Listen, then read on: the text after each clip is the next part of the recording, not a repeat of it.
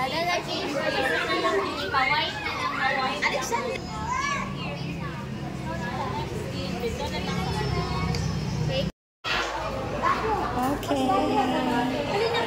We are starting to... Wow, lots of ambulance here.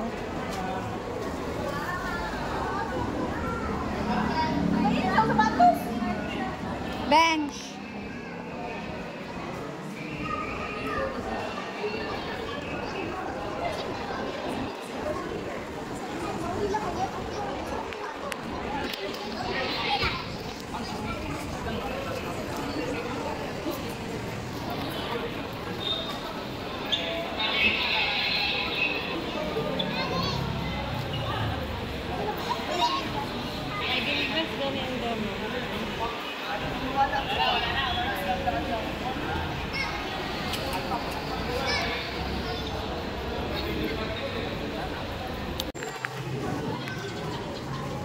Inside the ambulance now. Inside the ambulance. I want you to listen to Ate Bin because Ate will discuss the news. What you need to wait for your turn. Okay?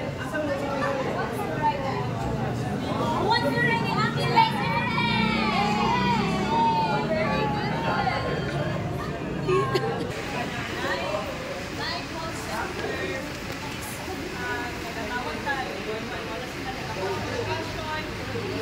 Very good. Pangalan, address. Poison ta. So, ako na yung kit for poison. Natin ginagawa. Para, if ever na ma-poison ta, wala mo ginagamit. Hindi na po talaga for emergency lang na ginayon. Kaya kung, for example, mag-hospital ako kayo. So, ang oxygen tank na ginayos natin, di ba kapag nasa hospital tayo, yung oxygen tank natin is malaki masyado. So dito yung oxygen tank natin is maliit lang, yung hand carry lang. For example, lalong-lalo na sa mga liblib na lugar na kinakailangan pasukin natin. So ito, mas fun siya, easy to carry lang din. Instruction. So para asa ni siya. So mao ni siya in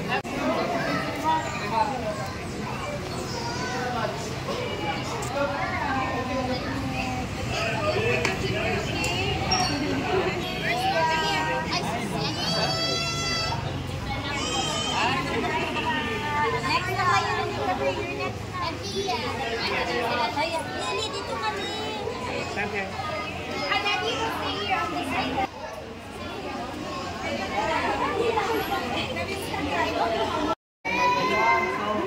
I will introduce to you our equipment and vehicles. Okay? Are you familiar with rescue vehicles?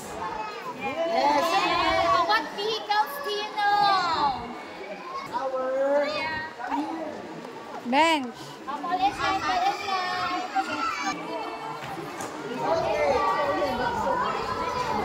Here, wait lang na. Okay, guys,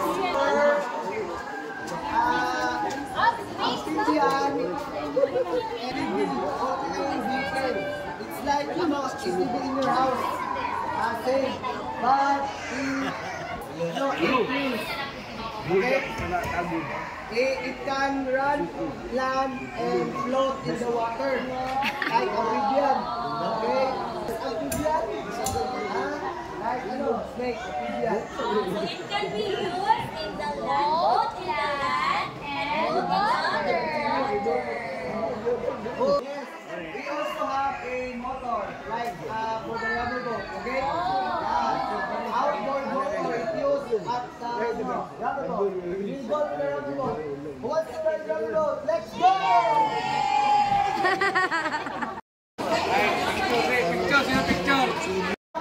We also have a toy rack, like your toys in the house. Sino may dito sa bahay?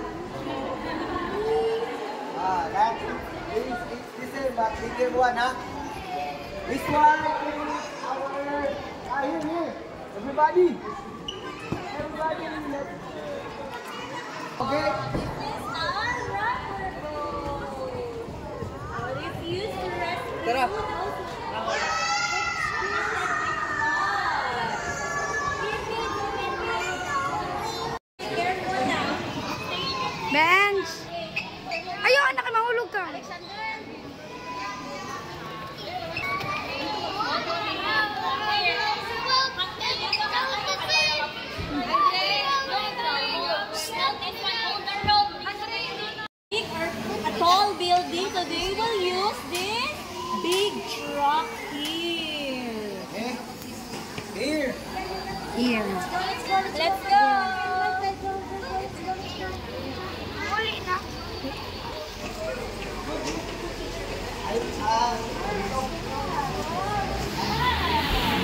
dito sa doon. Some of our tools or rescue equipment. Nandiyan ka This is our toys here. Okay, it's like the toy of your house, in your house. So it's like, it works like a robot, okay? It like transformer. It cut legs, it cut metals, metals and everything.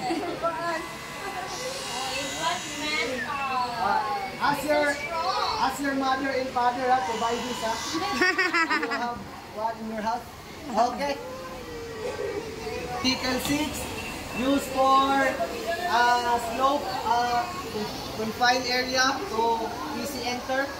Smaller than this one, okay?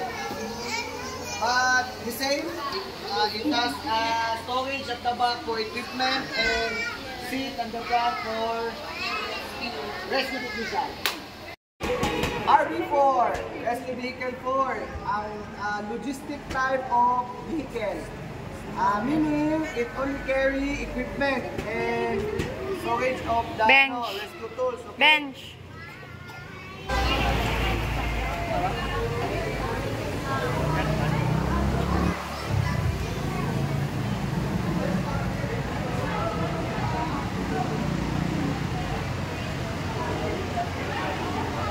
Another school.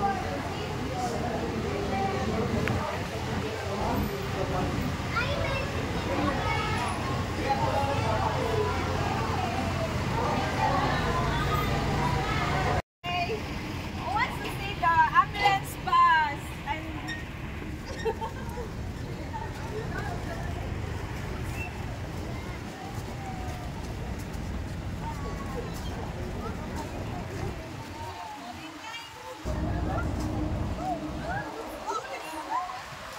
Nak, kinang.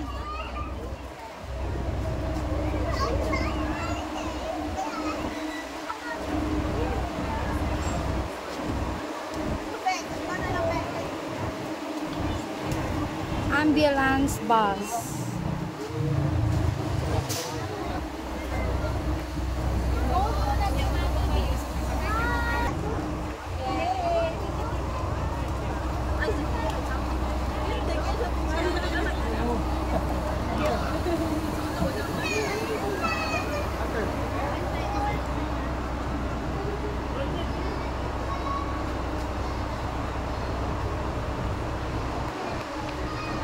Fire auxiliary.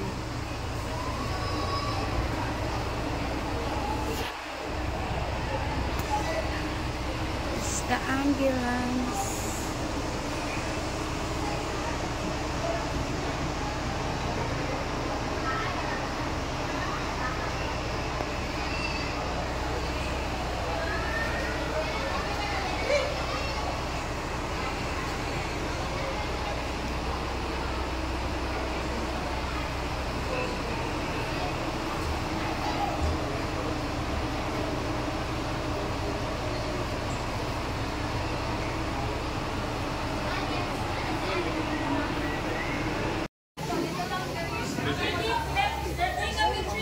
So, apil ka dito, nakapil. Sige na.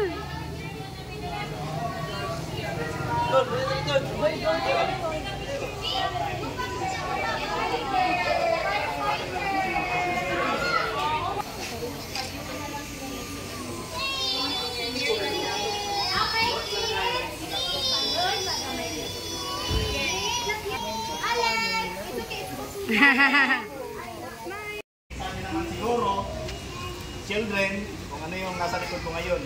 Can you see what's behind me? What is that? Can you identify that? What's that? Diesel? It's called, Bench.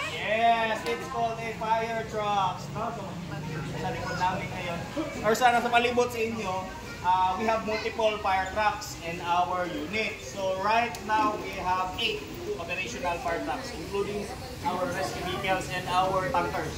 So as you may see, sa dami-dami na ng ating mga fire trucks dito sa Davao City na na-issue namin sa 911, hindi na masyado namin maipagkasya. Yung iba nakapark na sa labas. Pati sa ibang unit ko, napansin nyo naman, no?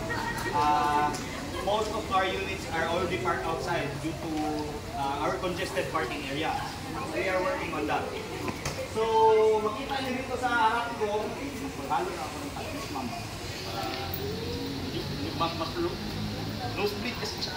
So, introduce ko muna, I will introduce our mascot, no? So you can see what our firefighters wear during our operation, no? So later, mommies and daddies, if you want to take pictures with your children, just feel free to do so. So right now, this is my friend. What's her name? His name is Adlaw. We have 4 names. We actually have abbreviations or shortened names. We call my friend here is Ladder 145. So we got numbers for our teammates during operation so that we will not disclose their names when we speak them out inside our radio. PPE. What do you mean by PPE? Personal protective equipment. No? So in short, this is like what do you call this? In the police or in the army, our body armor, no? This is what protects us from the dangers of fire, no? During operations, of course. Actually, multiple hazardous. If I have enough time, I would really want to show you, no? Kung gaano ka likod, how tough yung PPE naman. So, i-short man tayo. Wait lang po ha. Wait lang. Bench!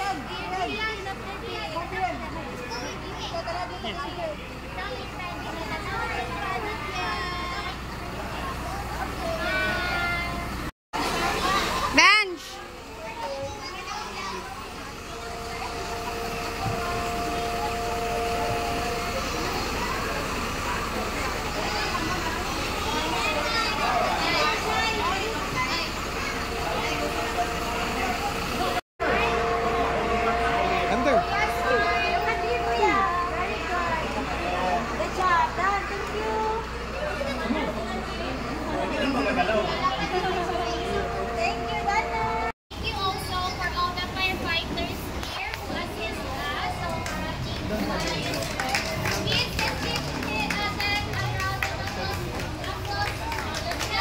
Clap your hands.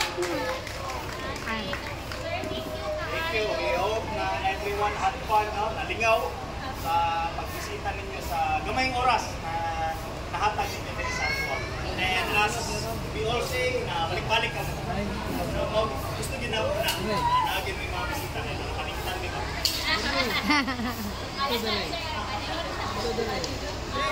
So, dili po nag-end ang atong tour sa atong field trip. So, hope you enjoy. And then, for those who want to stay, like for rest muna for a few minutes, pwede po warning lang or office lang in the south, like sa Kapitsa.